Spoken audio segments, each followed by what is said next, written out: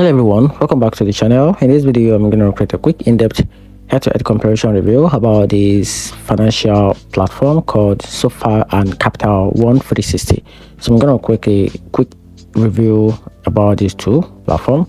So we decide which of these financial platform will be the right choice for you. So SoFi is built for digital first user, offering a strong APY up to 3.80% with no monthly fee, overdraft protection, and modern app features like savings vault and early paycheck access. So talking about the pros, it comes with a higher potential interest, sleek mobile tools, and a completely fee-free experience.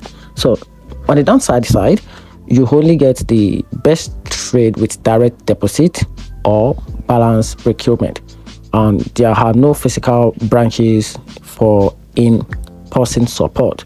Talking about Capital One 360, keeps things more simple with a steady 3.5% APY, no fee, and access over to 70,000 ATMs plus physical branches in selective area.